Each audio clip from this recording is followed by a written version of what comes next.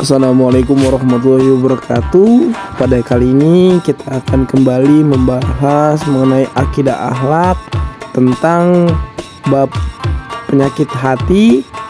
Di sini sebelum kita memulai, mari kita akan membaca surat Al-Kahfi seperti biasanya belajar di kelas. Langsung saja kita membaca surat Al-Kahfi. Bismillahirrahmanirrahim.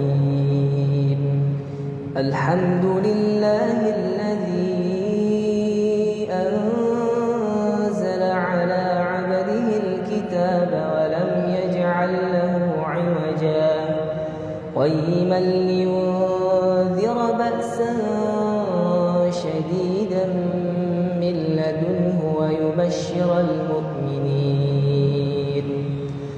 يبشر المؤمنين الذين يعملون الصالحات أن لهم أجرا حسنا ماكثين فيه أبدا وينذر الذين قالوا اتخذ الله ولدا ما لهم به من علم ولا كبرت كلمة تخرج من أفواههم إن يقولون إلا كذبا فلعلك باخع نفسك على آثارهم إن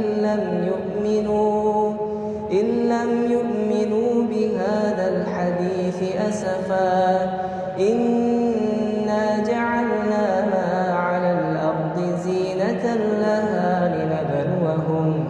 لنبلوهم أيهم أحسن عملا وإنا لجاعلون ما عليها صعيدا جرزا أم حسبت أن أصحاب الكهف والرقيم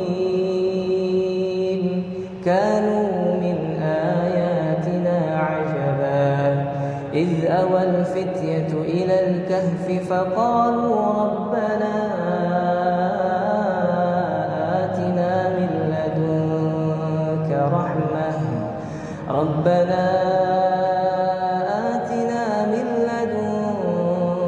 رحمة وهيئ لنا من أمرنا رشدا. Nah, alhamdulillah kita telah membaca surat Al-Kahfi. Langsung saja kita masuk pada pembahasan ragam penyakit hati. Salah satu dari ragam penyakit hati, teman-teman, ini ada yang pertama nifak. Nifak berasal dari akar kata nafaqa, berarti munafik, menyembunyikan, berbohong, berpura-pura. Kata ini diambil dari kata nafiqa, berarti salah satu lubang tikus. Jika dicari melalui satu lubang, maka tikus itu akan lari dan mencari lubang lainnya. Kata nifaq secara istilah adalah sikap menyembunyikan sesuatu dalam hatinya karena tak ingin diketahui keberadaannya oleh orang lain sehingga menampakkan sesuatu yang tidak sesuai dengan apa yang ada di dalam hatinya. Atau dengan kata lain, nifaq ialah menyatakan keimanan padahal di balik itu tersimpan kekufuran. Nah, kemudian kita bakal membahas dalil-dalil yang berkaitan dengan nifaq. Izin saya membacakan dalil-dalil tersebut. A'udzubillahi minasyaitonirrajim. Bismillahirrahmanirrahim. Innal munafiqina humul fasikun, yang artinya sesungguhnya orang-orang munafik itu adalah orang-orang yang fasik.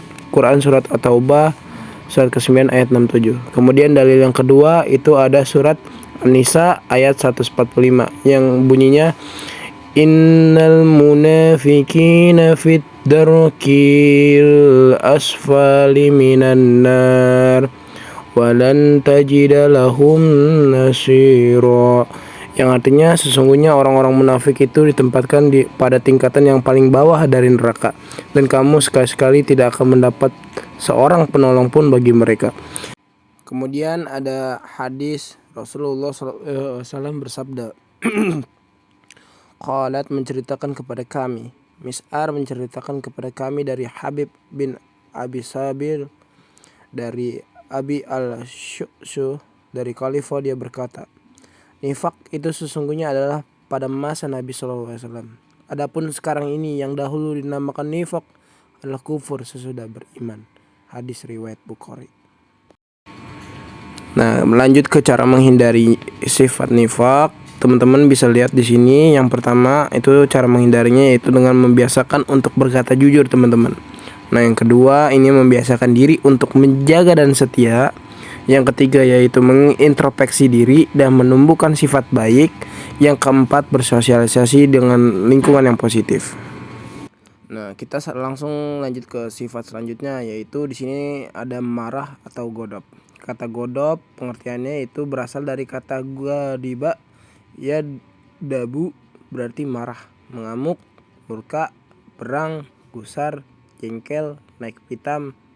Kata godop secara istilah adalah sikap tercela di mana gejolak darah dalam diri seorang meningkat karena tidak senang pada perlakuan tidak pantas. Godop merupakan fitrah manusia. Sikap ini akan terjadi ketika adanya sesuatu yang kesalahan ataupun ketidakpantasan.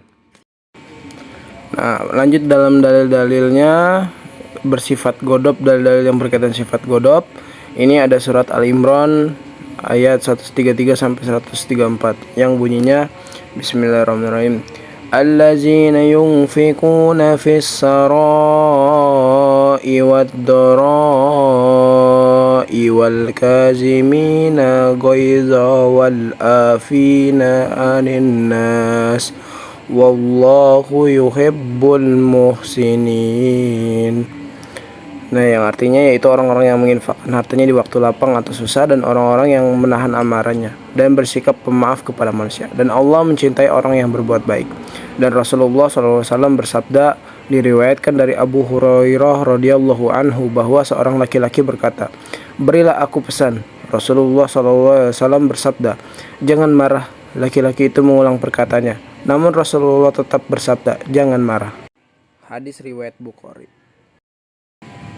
Nah, selanjutnya kita masuk ke cara menghindari sifat godop. Yang pertama yaitu meredam rasa amarah dengan sabar. Yang kedua meredam rasa amarah dengan berzikir kepada Allah. Yang ketiga meredam rasa amarah dengan berwudu. Yang keempat meredam rasa amarah dengan cara merubah posisi atau berdiam diri. Yang keempat yaitu memberikan maaf kepada orang yang melakukan kesalahan. Nah, selanjutnya kita masuk kepada sifat terakhir dari penyakit hati yaitu keras hati atau kaswa al-qalb.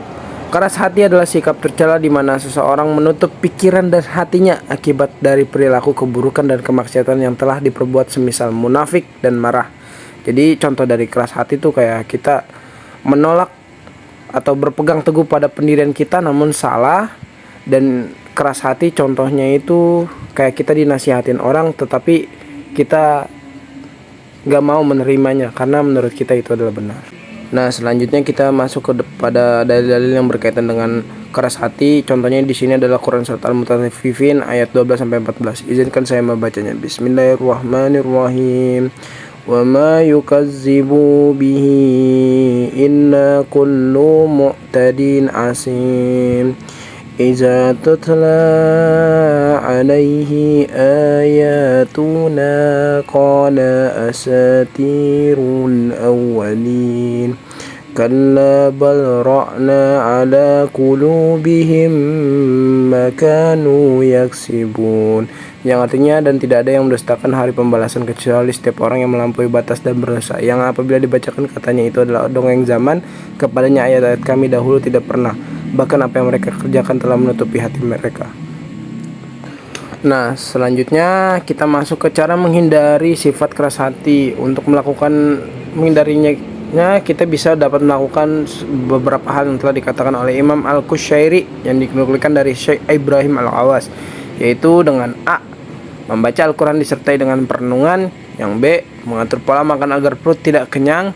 Yang C. Bangun malam. Sedangkan dalam hadis riwayat Al-Hakim untuk meredakan sifat keras hati ialah dengan yang pertama memberi makan kepada fakir miskin. Yang kedua ialah mengelus kepala anak yatim. Nah, kita lanjut. Oh, sudah selesai. Terima kasih buat teman-teman yang udah nonton. Jangan lupa di like sama komen. Dan mohon maaf apabila ada kesalahan dalam pengucapan kata, dalam penyampaian materi tadi. Dan semoga nilai saya sama Bu Sita 97 dirapot. Amin. Thank you for watching and say goodbye. Bye. Assalamualaikum warahmatullahi wabarakatuh.